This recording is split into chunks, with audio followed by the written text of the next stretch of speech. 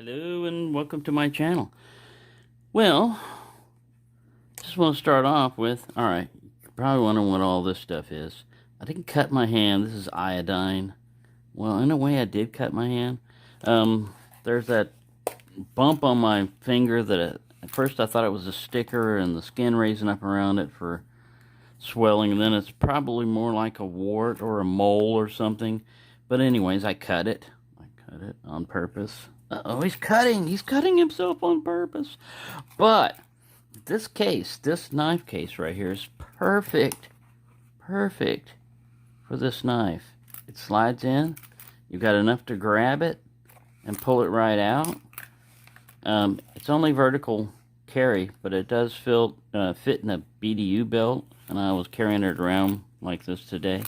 The only thing you might want to do is put a little disc of leather or plastic or something in there, and you've got that raised bump down there also that could, start engaging the bolsters or whatever. So one of the things that I looked at I went to Smoky Mountain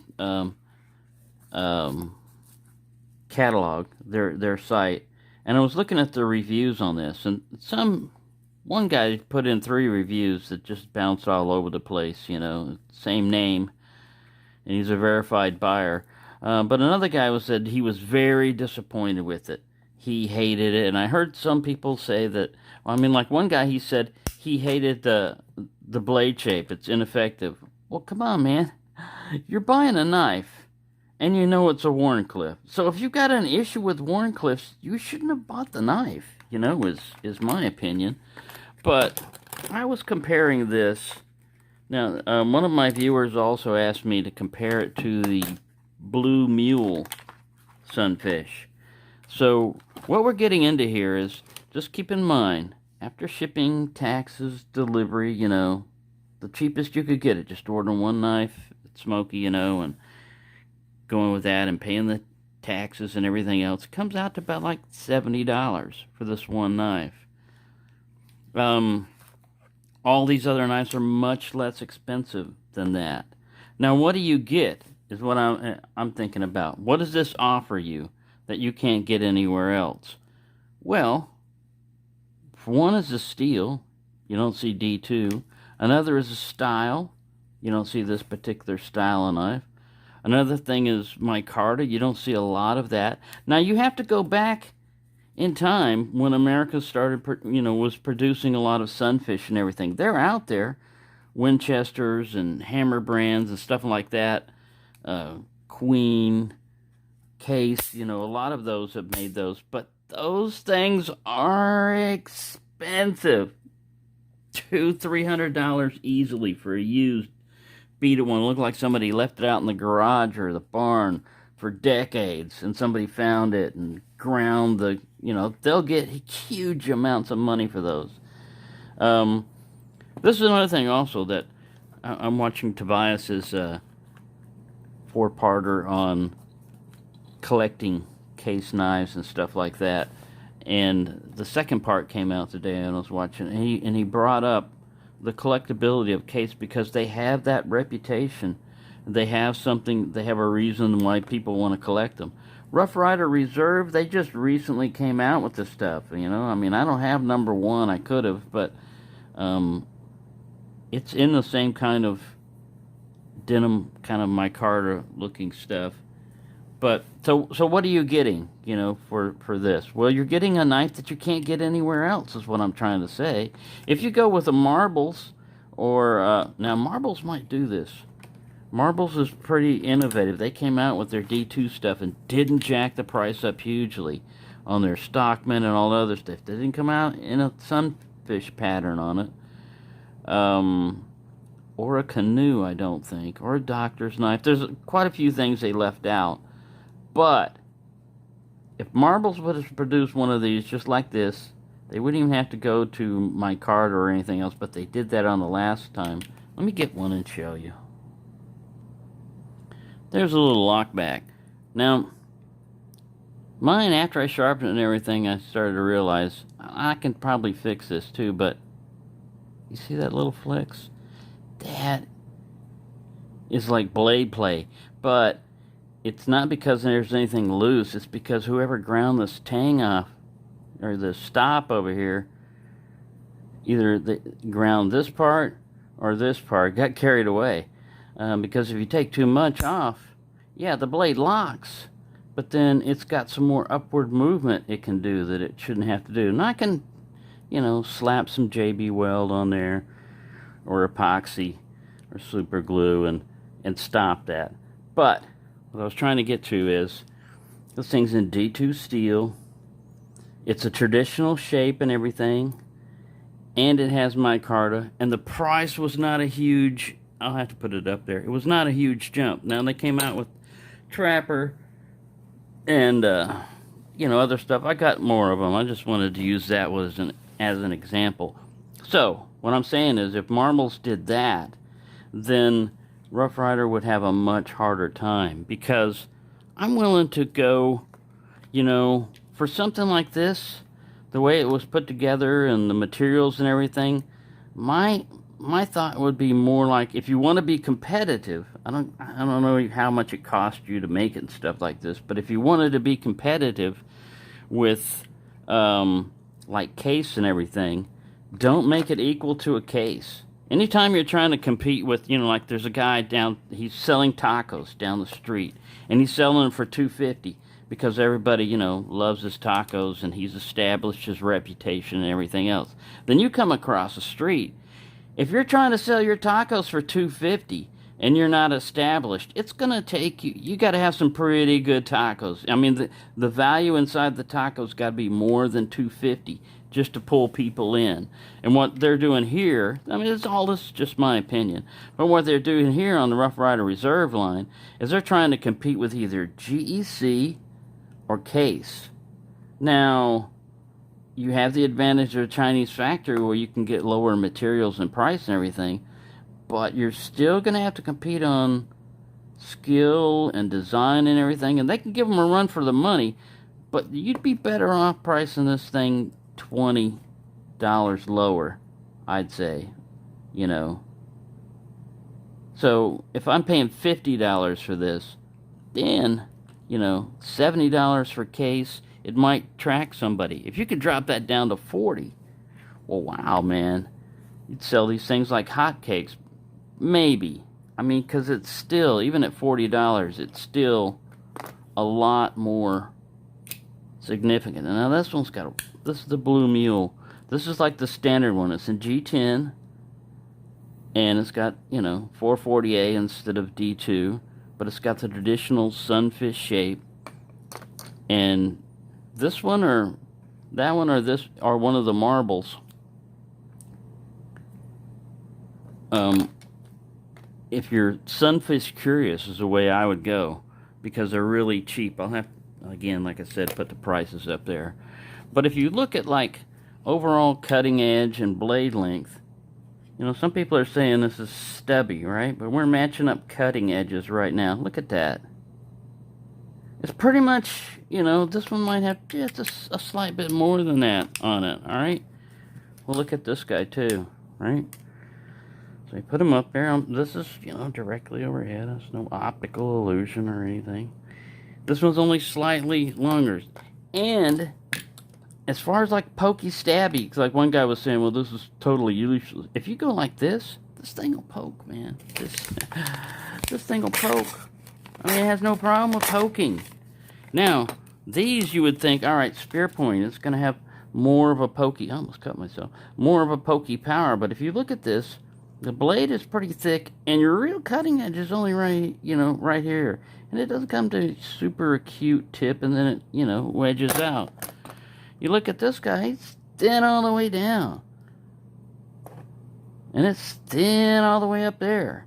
So as far as pokey, it's going to be able to poke. This, to me, I was looking at this, and this shape reminds me of a box cutter. It's really good at that. So, I mean, so you got that end of it, right? So let's get another one out.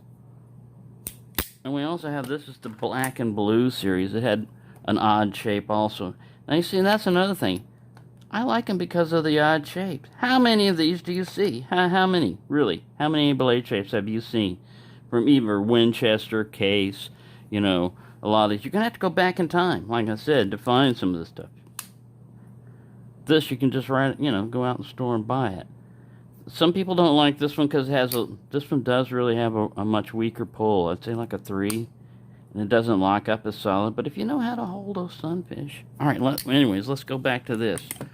So, the secondary blade. Again, a lot of people think that's, too stubby or useless. Well, a lot of times your secondary blade, in this case, this one is a Warncliffe. On this one. So the Warncliffe on this one is a little bit longer, but you're getting, about the same amount of length. Let's look at this guy's. Now this guy's just much longer. He's more like a spear or pin blade. See that? That's a much more, if you need like usable length and stuff. But if you measure it up, cutting edge to cutting edge, not that much more. So sometimes things will get you. You look at that and you'll think, this guy is a much shorter blade. Well, if you're looking at it like that, it looks shorter. But when you put it on top of each other, it is shorter by a little bit. But not as much as you would think. You'd think that's a good ½ inch. Probably maybe a 1/4 inch longer. Anyway, looks can be deceiving. Now, as far as the only other thing I was talking about, the width in here, all of these. Now, one thing I did notice, I was saying that they had stop pins. They only have stop pin on the main blade. If you look down in there, there's a stop pin, and it lands on this part. So, you've got a long way when that's stopped there before you would hit the back spring. It's just in the way you design the knife. This one still uses a standard kick with this little raised portion down there. That's where, let's see if we can zoom in. Pow! Alright, focus, you idiot. Alright, see, that is where that one lands on. But this pin right here is higher than that raised portion where you would get blade wrap. And it stops here. And even if it went past that, there's still some distance. I don't know if you can see it, but see how huge that is? And that's just using a regular kick. So, as far as what a lot of people complain about, blade centering, you can center these blades up because they've got washers in here. Washers is going to widen it out a little bit. They've got washers on this side and they've got washers on this side.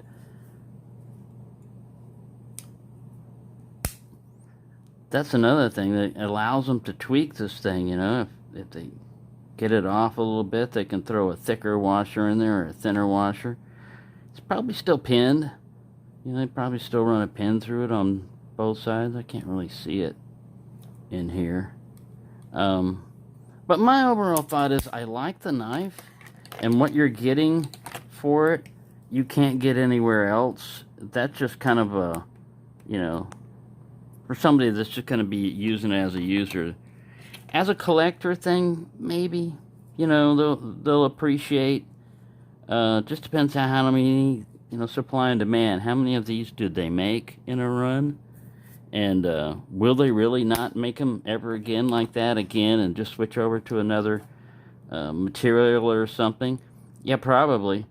But if you don't know the run number of the lot, then you're just guessing as to how many there are out there. It's like that 1 of 500 on the fish, 1 of 500. 1 of 500 what? 500 billion? 500,000? Alright, so this is a standard, old school Rough Ryder with no match strike on it, nail nick, nice solid lockup.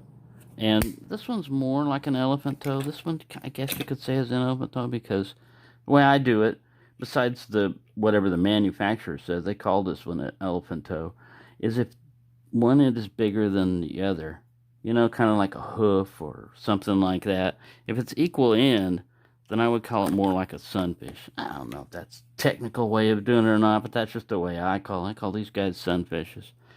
So, are you getting, let's call this one 15. I'm just guessing. I know this is really inexpensive. Are you getting, you know, like 5 or 6 times more value with D2 on this one?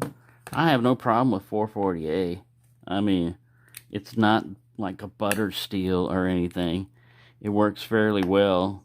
It's fairly easy to get a sharp edge on it and strop it back. I don't know what people complain about. That's what gets me, you know, like a lot of people want a super steel that's super tough and all this other stuff, so I'll never have to sharpen it. Well, man, you're going to have to sharpen a knife sooner or later. And a super tough steel, you better have a super tough thing, you know, like diamonds or something. And it's not impossible, but it's going to take you a lot longer. You're not going to be able to usually just strop this edge back. And also another thing that people go with is they always whoop-de-doo about how hard a steel is. Oh, it's super tough. Toughness and brittleness, you know, a lot of times go hand in hand. If you think about water, if you freeze it, it turns into ice, and that's pretty tough. But guess what? Ice is like glass. If it gets thin enough, it's going to break.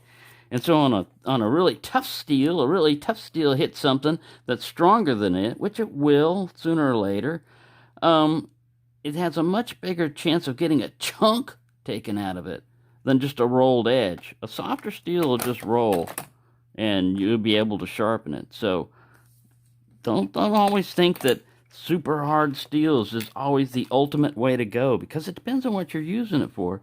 If you're using something for chopping, then you can go with one of those low CR 13 MOV type of steels, because the edge of a thing that chops into wood and stuff gets a lot of abuse and batter, you know, and you're not going to keep a razor edge on it, you know, forever.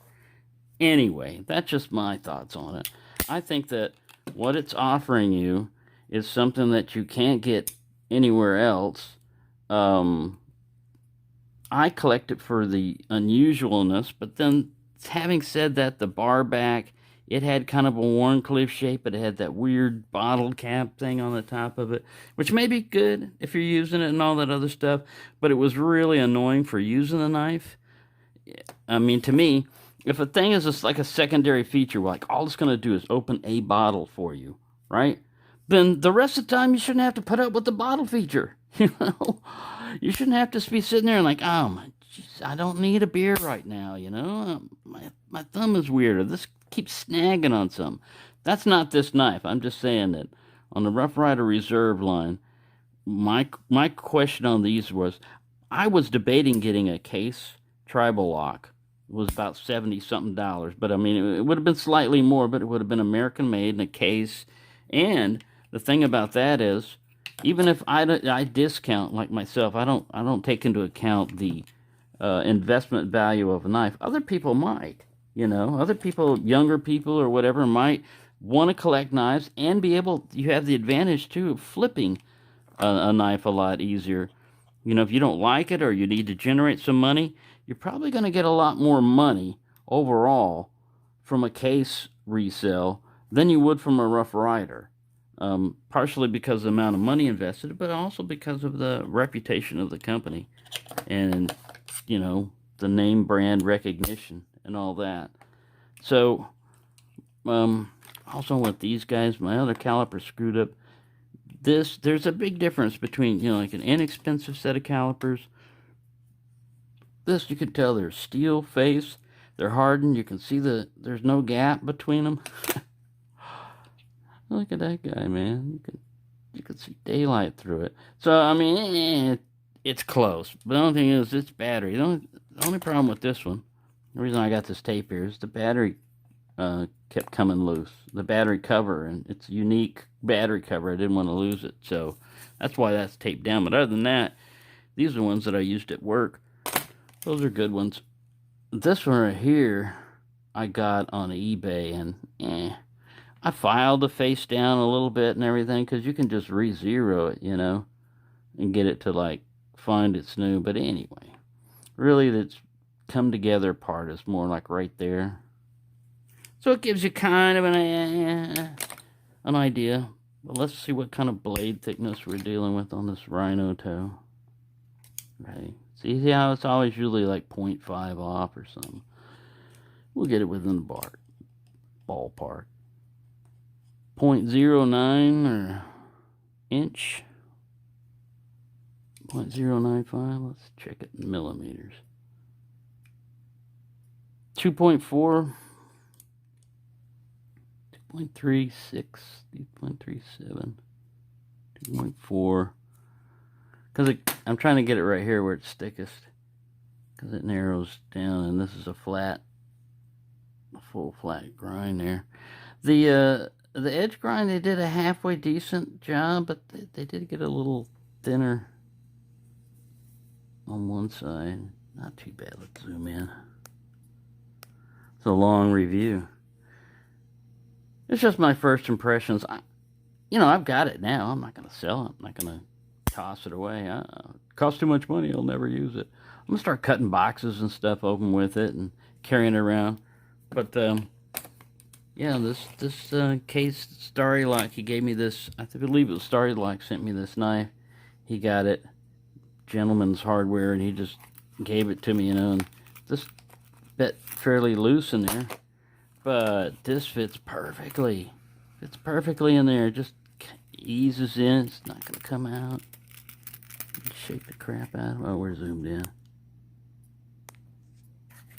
Shake the crap out of it. It ain't going to come out. Holds it the right size. Pulls it up. I was wearing it, carrying it around in the house, wearing it and stuff. And the only thing that I say about this is you don't notice the weight so much. It's more of you got something sticking on the side of your belt. Depends on where you position it. With your elbow, your arm might hit it. But other than that, yeah, I'm going to be carrying this puppy. I have to. I spent $70 on it. So, I could have gotten, I don't know how many of these for the same amount of that one. 1, 2, 3, 4, 5, 6, 7. There's 70 of these. These usually cost more than $10 a piece. But not much more. And this one, the retail price is $59, but I don't know how you're going to get it much cheaper. You're going to have to get it shipped to you somehow. Even with free shipping. I mean, I guess you could knock it down like that if you bought enough stuff, but anywho, there you go. I would say that if you want a sunfish, you don't have to necessarily go this route. But if you want a unique sunfish with unusual blades and everything, and it's a pretty decent design. I mean, really the only thing that I could say about it is the cost, which, I have no control over that. It is what it is, If you want it, you can pay that money. It's still not as much as a GEC. You still don't have to get on a waiting list and hope you can find one. They're usually available right away, and they usually don't sell out within an hour like a GEC does. In case there's more available, in case you can get, more of them and they don't sell out. So that's what I said. The next time I get $70 available for one knife, it's not going to be a Rough Rider Reserve. It's not going to be a regular Rough Rider. It's probably going to be a case, because I can only get these every once in a while. And if you're going to spend all your money on something, you might as well get something that, you're interested in. So I was going to do that. But you can go, you can get these nice little sunfish-like ones. You can find them on eBay, or one of them's, I think he's having this stuff made in China. This one right here was Mitchell. This one came from America, had a box that said it was made in America, but I have my suspicions that it was made in China or made by the same manufacturer, because this is a single blade one. Doesn't that look pretty familiar? I actually like this single blade color and everything better than this one. It's got a little bail too. So there you go. I'm sorry, I don't talk too long. It's 25 minutes. It's going to take me forever to compile this video and edit and all that. But, yeah, my impressions are I'm not disappointed. I'm not disappointed with the Rhino Toe. I don't think it's like a rip-off or or a bad design or anything. I really like the sunfish pattern, as you can tell. The more I get of them, the better. And I just put them in my little plastic box storage here. It's just empty Moo Mix box. I don't know what you've got for your chocolate milk mix, but over here it's called Moo Mix. And rather than throw this box away, I just put knives in them. The storage. You still can like bump them together, but it holds them in place. And the extra piece that you cut off, you can put as a top over it if you're worried about dust or something else. Anyway, that's what I use, and I have a lot of these, and then I have knife rolls and stuff. And this is a Texas flag right here, the Lone Star State. So, yeah, I wasn't born in Texas, but I've been here longer than a lot of people who've been born here. So yeah, there you go. Thank you for watching. I hope they found that informative. You can watch the other one when I did my initial unboxing, where I put the weights and the measurements of the blades and stuff on there for this one. But yeah, the final question to you is, if you think this is too unusual or too expensive or whatever, then yeah, it's probably not for you. But if you like sunfish and you like unusual sunfish, then you might justify the price, because you're getting, you know, a decent steel, a decent looking fat Wharncliffe. That's another thing. It's hard to find Wharncliffes that have got any belly to them, just because, you know, you've got to slope the blade down, so you're usually limited. And the width on this thing is not as bad as like on a smaller knife, because with a bigger knife you're expecting it to be wide. So you're not going to get blade wrap, and you're not going to get blade rub. So the people who complain about things and say, oh man, these blades are too wide and everything. Well, you were complaining about rubbing, you know. Some of that rubbing is, the blades are perfectly fine when it's made. It's when you go to do this, you're putting some pressure over here, and you're scraping that. You know, and that just happens. That's just the way it is, you know. It's no big deal to me, but if I was spending, you know, hundreds of dollars on it, then yeah, I might not. But I'm going to use this. I'm going to carry it around. I'm going to use it. And the weight, like I said, is not bad, especially when you have it on a belt sheath. If you carry it in your pocket, you're going to kind of notice it when your leg goes back and forth, because it's 6 ounces and it's in a compact shape, so it's not too bad. But I like carrying it in the sheath better. So there you go. Sorry I went 30 minutes of this. But anyway, there you go. I hope you found that informative or whatever, and thank you for watching.